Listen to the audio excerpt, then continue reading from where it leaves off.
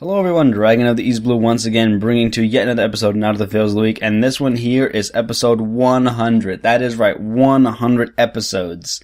I want to thank everyone who's been supporting me along the way, and every hater, thank you so much for your support.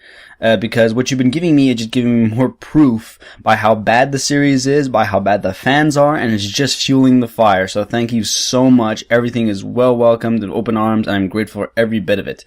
To my near 100 subscribers, thank you all for your support as well.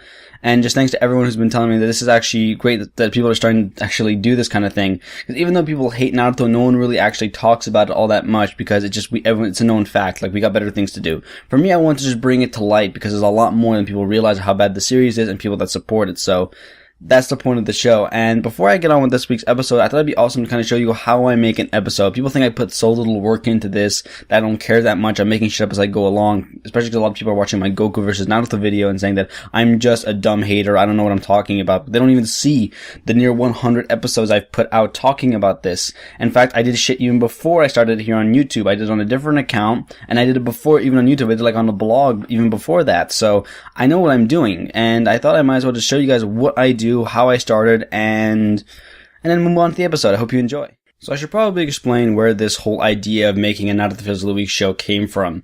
Originally, I was a huge Naruto fan a long time ago, and I loved the series. I knew a lot about it.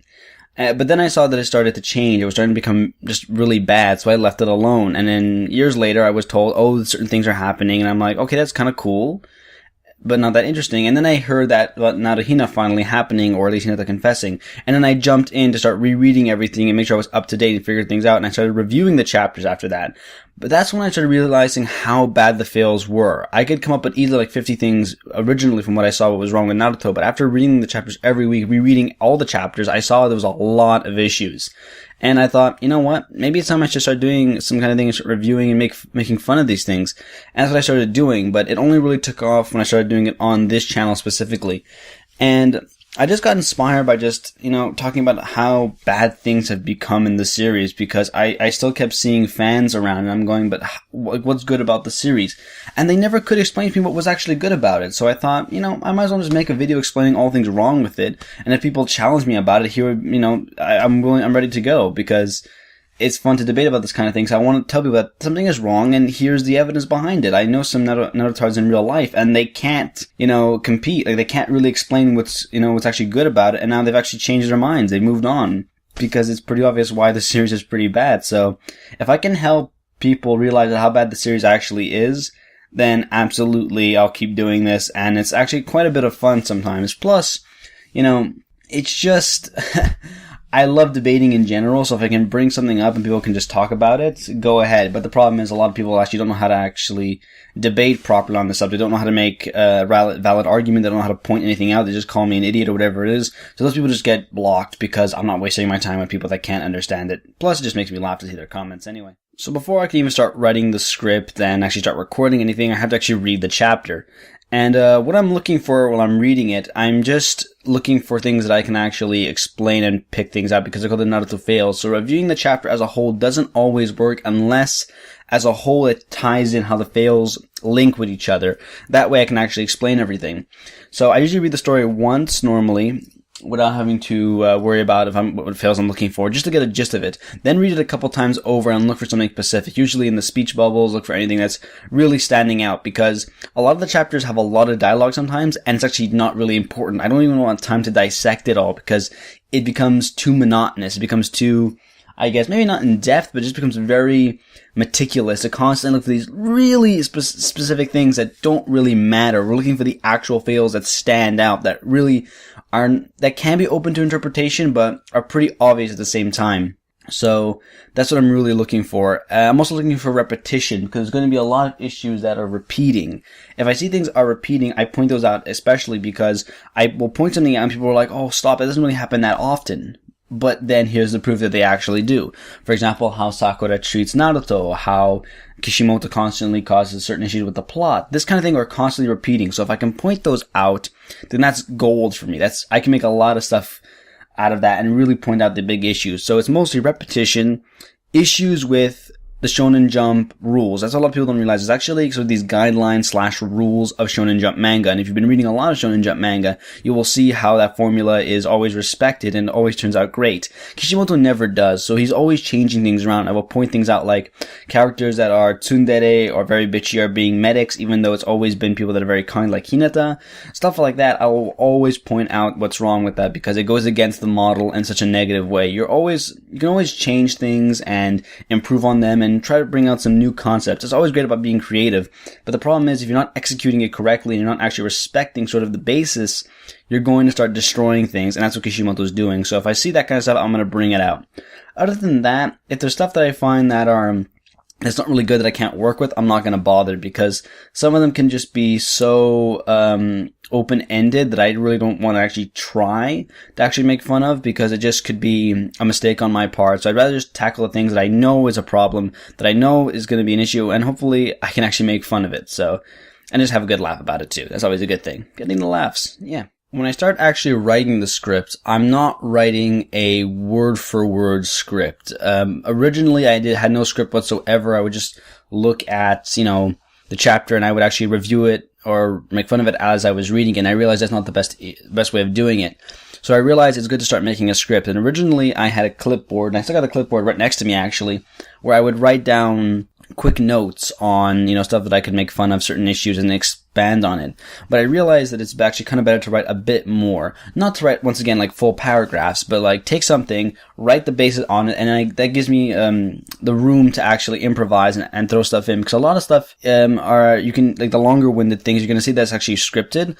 But there's also a lot of things that are thrown in for effect, thrown in because I realize on the spot, because I like creating stuff on the spot and I feel more comfortable. I don't know if anyone else has this kind of issue, but if you want to want to do a script for a video and then you end up playing the video in your head like you're saying, okay, this is what I want to say, and you realize, oh, that's perfect, but you never wrote it down, you start struggling to go and recreate what you were creating before. That's what I've been doing. So for me, I realized to create some sort of basis, and then if I'm on the spot, if I have the microphone going, I'm able then to take what was said, like listen to it, and then reincorporate it into the script on the fly and actually create a better video. And that method has been the best for me, and it has been working out pretty well. So when you get like really intense, funny moments, some of them are planned, some are not. I like it that way. I'm not necessarily an actor, though I love acting, I love speaking, I love that kind of thing. So if I can incorporate it in the video along with some kind of basis like a script, it really helps out. So after that, and looking for those kind of things, the script is pretty much done. A couple of issues need to be done here or there. And typically it doesn't take me that long to do the script. It could be 10 minutes. It could maybe even be an hour, depending on what I'm looking for. If I'm looking for specifics, I'll probably go looking around on the internet for other stuff. I'll probably get some books on, especially I'm talking about mythology and tactics and historical things that are incorporated that are mistakes done in the chapter. I'll do that. So it could either be really short or really long, and typically the videos have been getting shorter just because I'm becoming more and more organized and I'm hitting the spots more precisely without dilly-dallying and, rambling on. As the show's been moving on, a lot of things have changed. I've gotten new equipment, new editing material, new editing software, and so forth. All that's been changing. Originally, I was recording with the mic that was built into my webcam, recording in Windows Movie Maker, an XP, a long time ago on my shitty old computer. That proved really bad results. Everyone was always telling me, get a better mic, get better shit, and I'm like, I know, I gotta do that.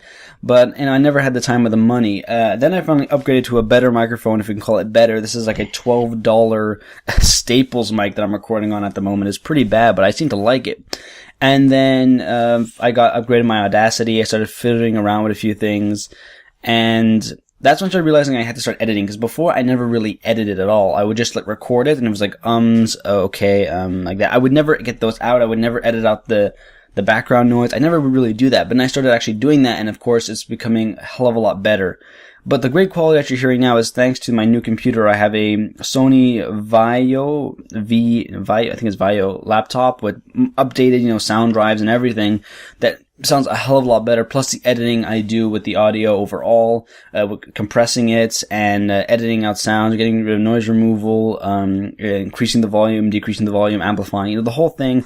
I'm taking my time to actually make the audio sound as great as possible, and really put actual time into editing. That could take around maybe half an hour because you want to edit out all the little issues. Because even though I get things done pretty much in one take, I may have a lot of, mistakes like, hey everybody, and, like I tripped over my own tongue, as it were. and I gotta edit that out, mix and match which ones I actually like. Sometimes I might have a part of a recording that was part of the blooper that was actually good, but the rest of it sucks. I could edit out the part that sucks and combine it with the retake that I actually found the later part was better, and so forth. That kind of thing produces better audio and better commentary. And it's also kind of fun to edit. I'm starting to actually enjoy this kind of thing. I don't know if I'll be continuing to edit this for much longer, because a buddy of mine really wants to give it a shot, and he's a lot better than I am. So if he can, if he wants to do this, I don't know how much better it's going to be, but if you can improve it in any way, that'd be awesome, I think. After I do the recording, after I do all the editing and so forth, there's not much after that. I'll just take the audio, throw it into Windows Movie Maker, upgrade the video quality to the highest output it can do, probably like 720 or whatever it is, and just slap on the traditional thumbnail that you've been seeing for a while. I should be using better editing, better video editing and so forth, throw more stuff in. Even I have Windows Movie Maker Pro 8, but since I don't really know how to use it, I'm not too certain if I'm gonna end up using it at all. I'm probably gonna try learning it during the summer and then make even better quality videos. But for now, I use Windows Movie Maker because it's the simplest, and I'm not really doing anything crazy with actual visuals or anything like that. I've tried incorporating it in before, but since I don't have the best camera, it doesn't always work out. So I'm going with something simple. Anyways, I hope you guys enjoyed that, how I explained what I do here for Naruto Fails of the Week. And now, let us move on with the final product after going through all that shit. Naruto Fails of the Week, Chapter 634, The New Trio. I don't know about you, but I hate Naruto, and there's so many problems with this chapter this week. I mean, the title alone, The New Trio? Ba-da-ba-ba-ba, I'm loving it. Alright, moving on. Sorry. That was a cheap one, I apologize, but it's the first thing I thought of when I saw it. So the majority of the chapter is talking about the summoned beasts. Just look at them, for example, and look at their controllers. One of the things I realized is that the snake here, called Aoda, doesn't have any fangs. That means a lot, actually, if you ask me. A snake with no fangs? Like a dog with no bite. The meanings mean so much. The endless meanings! But the more important fail here is Sakura using the special final ability of Tsunade. I don't remember her training to use that ability. Do you? Apparently it takes a lot of chakra, a lot of control. I've never seen her train. That's the biggest thing in Naruto. The characters don't really train. They either do it like in 10 minutes, really quick, by a cheating manner. They don't actually really work hard. Of course, minus the lovely team guy with Neji, Lee, and Tenten, the best team out there. But like, majority of these characters don't actually train at all. They don't actually focus on anything. They don't actually try. It's usually Naruto gaining all these powers in about 5 minutes from the ghost of his dead mother. Very creative, Kishimoto. And it doesn't make sense how they got all this power. They don't show anything. And Sakura is very much part of this problem. Where did she learn to use this? She seems to be having not that much difficulty, probably just a little bit. But she doesn't have the chakra reserves to heal this many people. She is a mere human. Not possible. Now, for the remaining half of the chapter, you basically see this huge combo about the Rasen Shuriken being thrown and being combined with Sasuke's flame and so forth. That combo is kind of bullshit overall, but what they say here is the one I really want to focus on. The only thing that can save a dying flame and give it strength is the power of wind. This is anime. It doesn't really work like that. I've been at a campfire, and when the wind comes around, it actually puts the fire out and scatters the embers. It doesn't really help the flame. It's more adding kindling, fuel, and so forth. And that's why, also in the anime world, a dying flame is strengthened by the power within, the will, the strength, the rage, the inner caring, the inner strength, the inner willpower, your energy. That's always been the model with Shonen Jump and the characters and their mentality. So that's a big fail to do that kind of thing, Kishimoto. I don't know if you're trying to sound all, poetic and philosopher type, but that doesn't exactly work. I'm sorry. So that's about it for the fails this week. There's only one thing I would like to mention more is Orochimaru at the end of the chapter makes a very ominous comment. He doesn't seem to be holding up well. That's Tsunade. Could Orochimaru actually be going to kill Tsunade? Maybe like a villain acting like a villain and actually doing some evil deeds? Probably not, but we'll see you next week. This is DragonoftheEastblu saying sail on and keep enjoying the fails. Thank you for 100 episodes worth of support, and hope to see you guys very soon with more episodes and more fails. Cheers.